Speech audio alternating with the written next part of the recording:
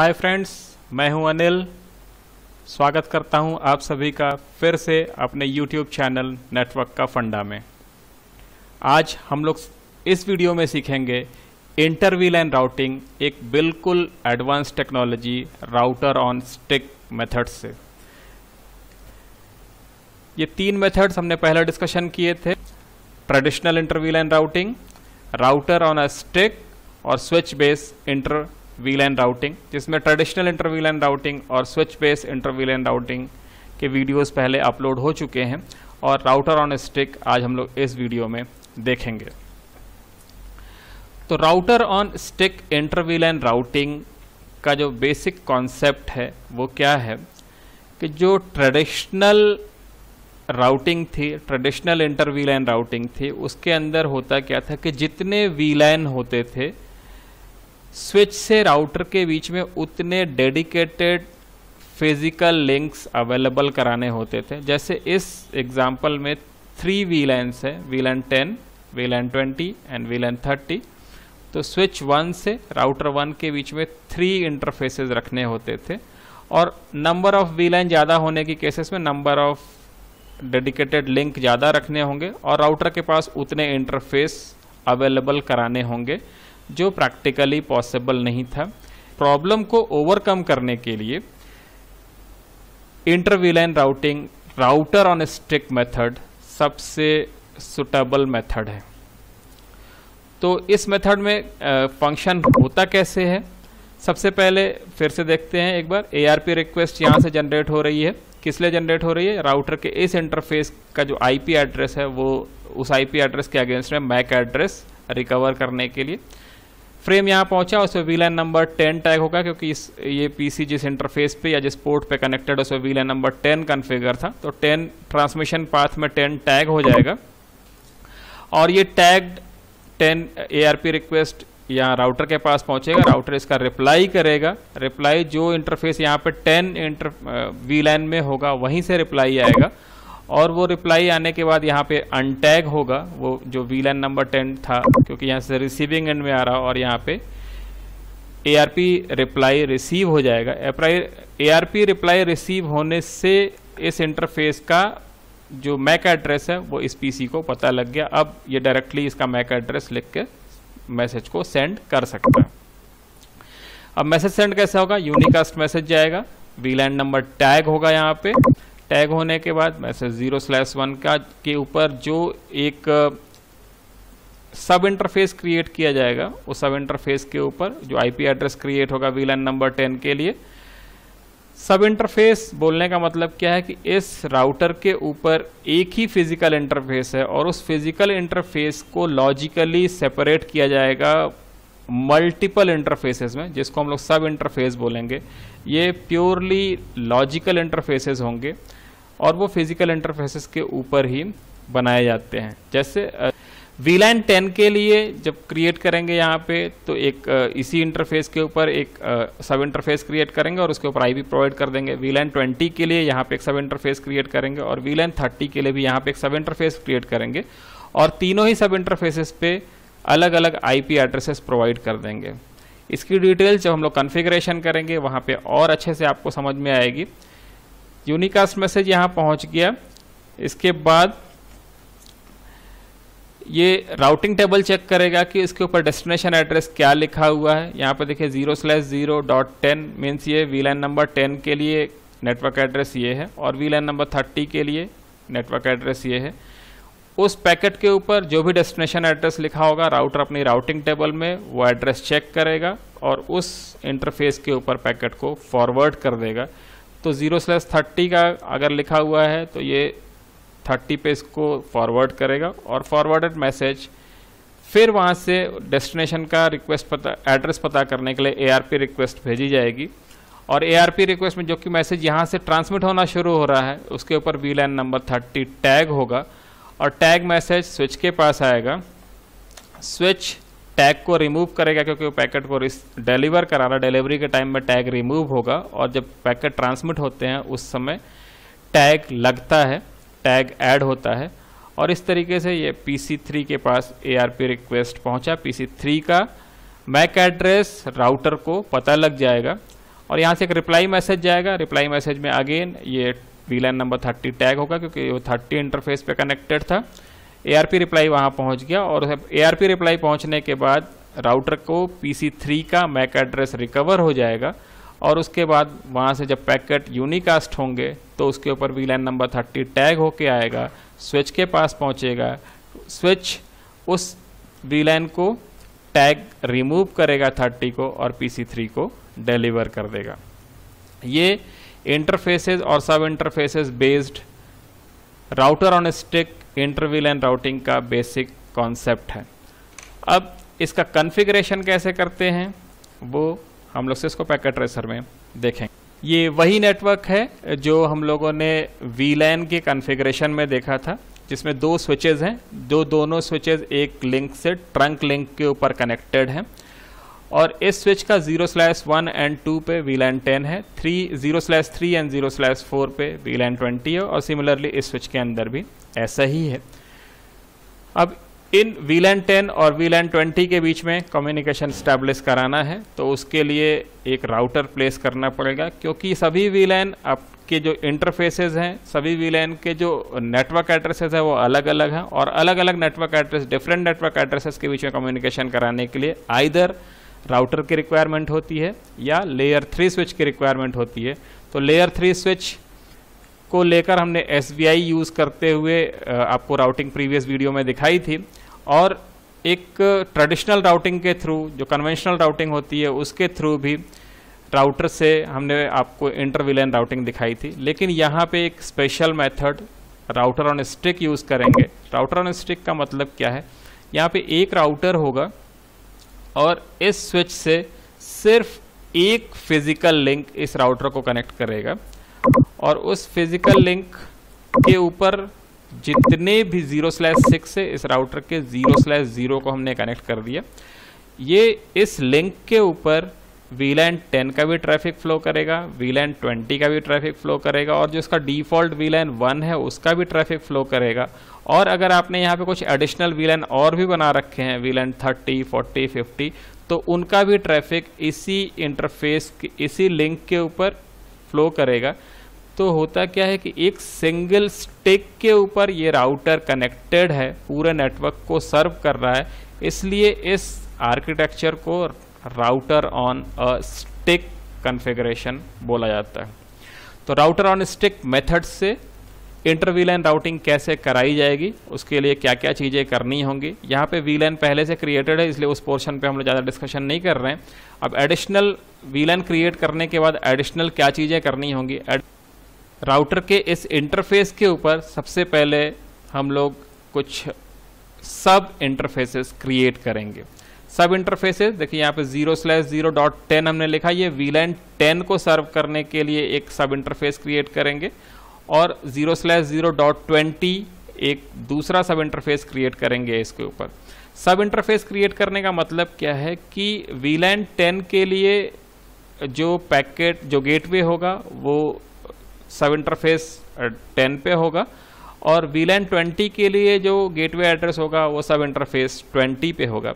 सब इंटरफेस का मतलब क्या है, यहाँ पे एक फिजिकल इंटरफेस के ऊपर लॉजिकल या वर्चुअल इंटरफेसेस क्रिएट करना सब इंटरफेस कहलाता है। तो चलिए सब इंटरफेस कैसे क्रिएट करते हैं वो देखते हैं।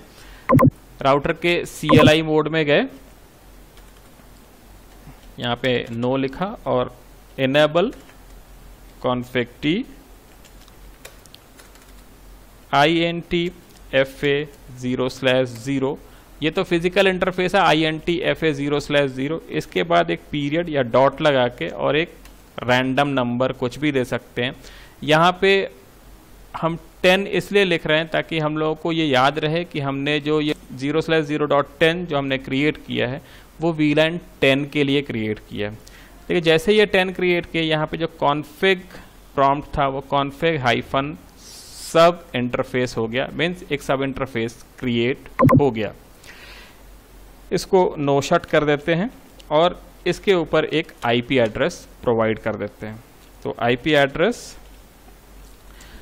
एक चीज़ और ध्यान देनी है, यहाँ पे IP एड्रेस डायरेक्टली क्रिएट नहीं होगा। IP एड्रेस क्रिएट करने से पहले यहाँ पे एक इनकैप्सुलेशन मोड आपको डिफाइन करना पड़ता है वो इनकैप्सुलेशन क्या होगा, जब पैकेट यहाँ से मूव करेंगे तो मूव करने के बाद इस स्विच के पास पहुँचेंगे तो इसके ऊपर VLAN नंबर टैग होगा।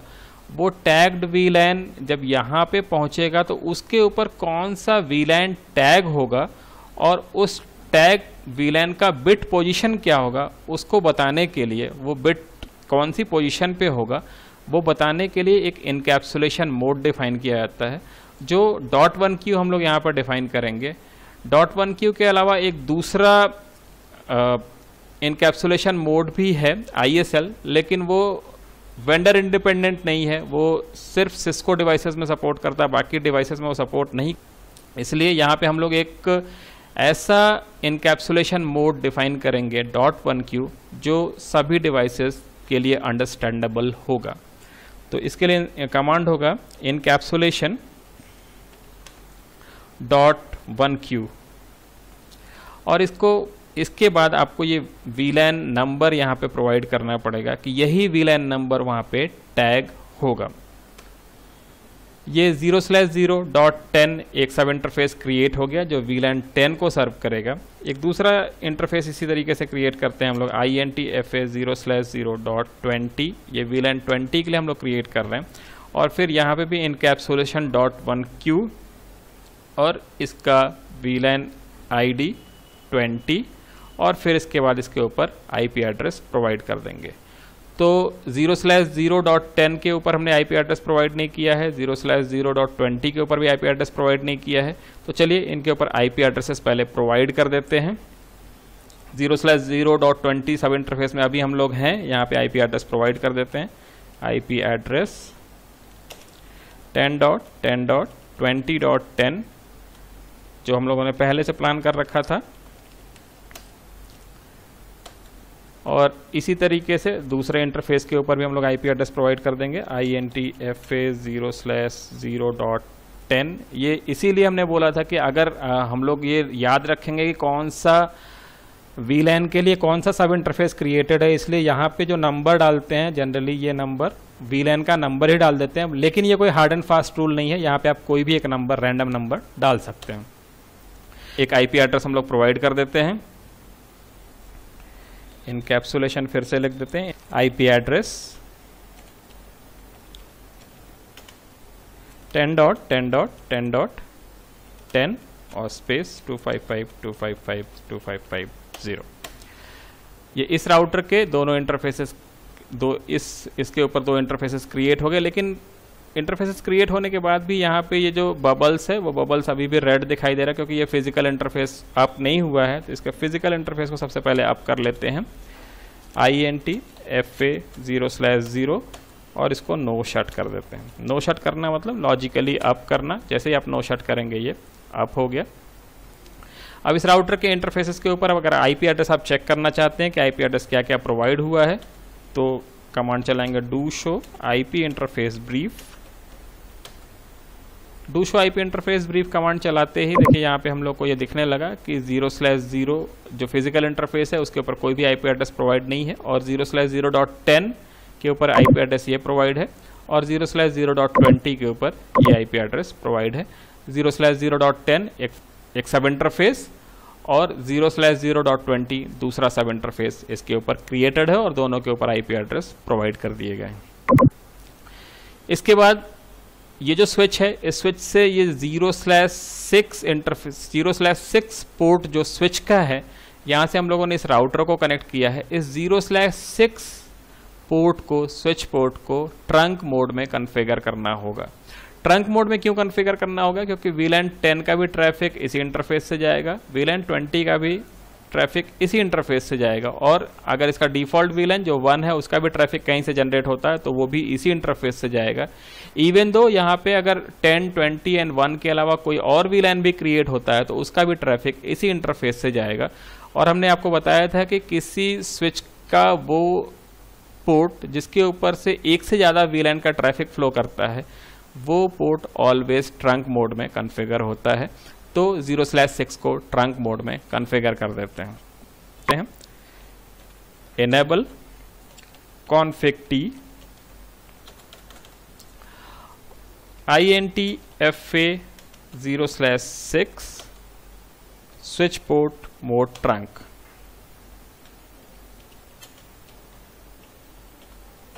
स्विच पोर्ट मोड ट्रंक, ये 0/6 स्विच पोर्ट स्विच का ट्रंक मोड में कॉन्फ़िगर हो गया। ये ट्रंक मोड में कॉन्फ़िगर हो गया। यहाँ पे दो सब इंटरफेसेस हमने क्रिएट कर दिए, 0/0.10 एंड 0/0.20। 0/0.10 पे जो आईपी एड्रेस असाइन किया है हमने 10.10.10.10 और 0/0.20 पे जो आईपी एड्रेस क्रिएट किया 10.10.20.10, इसको यूज करना है as a gateway in PCs में। VLAN 10 में जो पीसीज हैं उनके ऊपर 10.10.10.10 गेटवे एड्रेस होगा और VLAN 20 जो वाले जो पीसी हैं, VLAN 20 के पोर्ट से जो कनेक्टेड पीसीज हैं उनके ऊपर डिफॉल्ट गेटवे हो जाएगा 10.10.20.10। तो चलिए यहाँ पे हमने पहले डाल रखा है, एक दिखा देते हैं आपको। 10.10.10.10 यहाँ डाल रखा है और इसके ऊपर देखिए हमने एक आईपी एड्रेस पहले डाल रखा है PC2 के ऊपर 10.10.20.10। अब इस तरीके से ये इंटर VLAN कॉन्फ़िगरेशन कंप्लीट हो गया।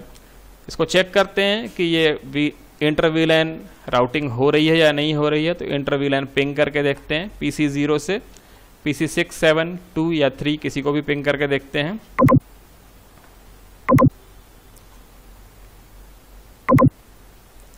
पिंग 10.10.20.1 जो PC2 का एड्रेस है, इसको पिंग की हो रहा है। इसी तरीके से PC 0 से PC 6 को पिंग करते हैं, पिंग 10.10.20.3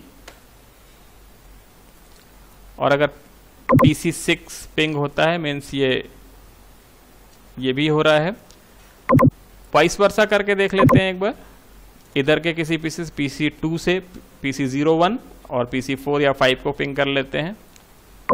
PC 2 से पिंग करते हैं, पिंग